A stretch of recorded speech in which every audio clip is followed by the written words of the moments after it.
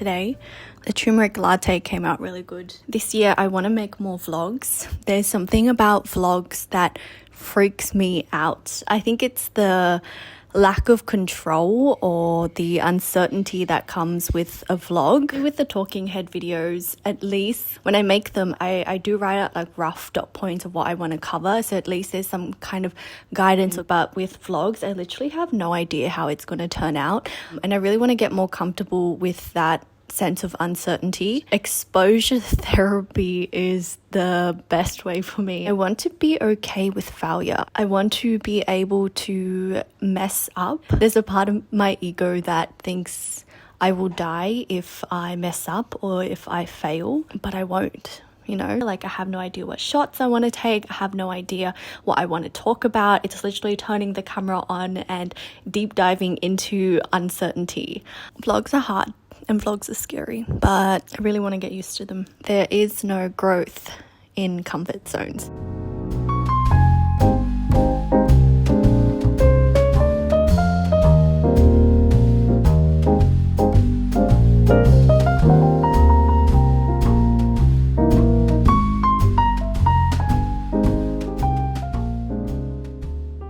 I've been really getting into the glucose goddess. I've been trying to have a lot of savory breakfast lately with high protein.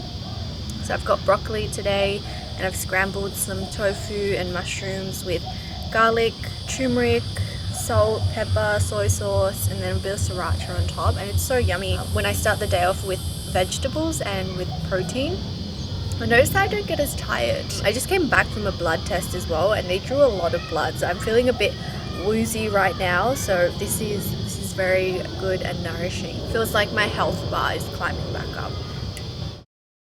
I really love Lunar New Year. I think it's one of my favorite holidays of the year. We go harder for Lunar New Year's than for a typical New Year's. Normally for the calendar New Year, I'll be in bed before 12 a.m. It doesn't really feel like I've celebrated the New Year that much. But with the Lunar New Year, there's something so special about it. I love just like eating all of the food, going to my grandparents' house.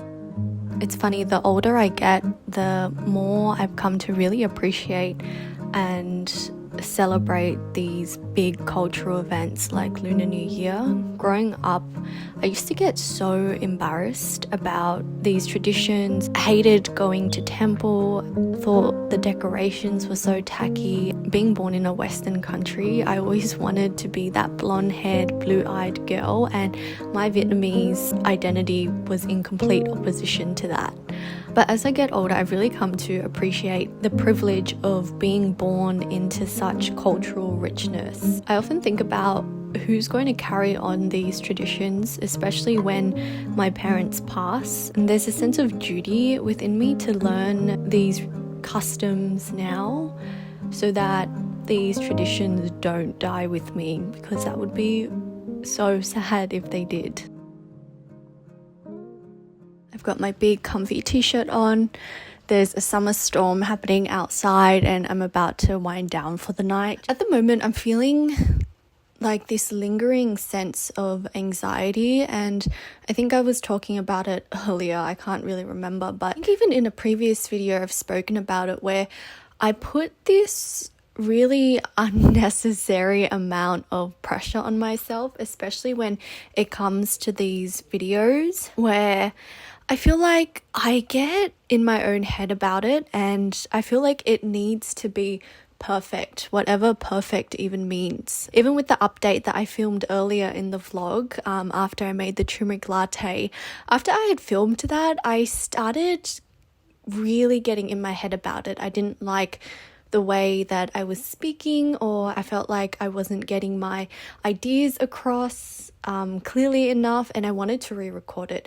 I really wanted to re-record it, but I'm gonna put it in the video anyway, because this is the exposure therapy that I asked for. I'm not completely happy with how it turned out. I have this idea in my head that it was like a complete shit storm, but it's not as bad as I make it out to be in my head. It never is. It's almost like when the camera is turned on me my voice freezes up or my throat freezes up, and sometimes I don't know what to say. Really, it points to this deeper issue of not being able to take up the space, not being confident or comfortable enough to know that my ideas are worthy, my voice is worthy, the things that I have to say are worthy. That's honestly why I love making these videos. It feels like it is one of my greatest spiritual practices. And I love this whole idea of video making as a practice. It's going to be an ever-evolving, ever-changing practice that grows with me. The amount of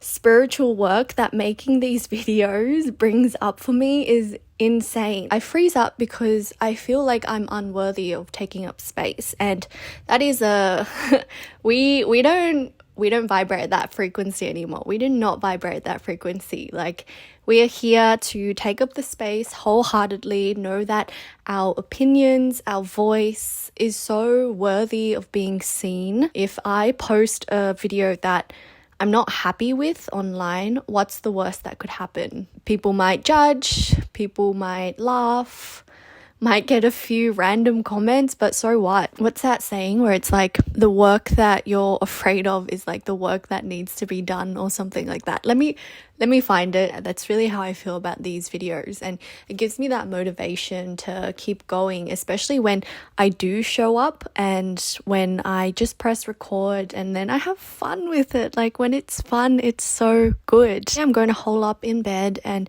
read this book called In the Flow. I'm really interested in it. It's all about cycle syncing. I've noticed that my cycle and the symptoms that I get on my cycle are not normal. I think they're normal because I've been getting the same symptoms since I was about 14, like the major mood swings, the really heavy cramps, but apparently that's not normal to be experiencing such intense symptoms. I went and saw my friend who's just finished studying naturopathy, and she gave me some tips on how to manage my periods. The period I got after I implemented those tips was the first time I didn't fall into a major anxious or depressive dip. And it was also the first time that my cramps were not debilitating. Normally I would be curled up on my bed, just not able to do anything. And I don't want to take medication because I feel like it just numbs the pain rather than treating the root cause of it. After I followed her tips, it kind of sparked this whole obsession that I've been having with cycle syncing. I'm really keen to read this book and learn more. Our periods are powerful. I'm really learning to honor and love my period and not think about it as a burden. Learning to change my relationship with my periods. We've got a whole internal system in here, and to not be attuned to what it's telling us is honestly crazy, but it makes sense because of this world that we live in that is run by the patriarchy, and if men had their periods, it would be a different world. This is me a few days later. I was editing and realized that I totally forgot to say bye. I couldn't just leave you hanging like that. So yeah, just wanted to say, if you made it to the end of this video, thank you so much for hanging out with me. Hope you're taking care of yourself until I see you in the next one. Bye.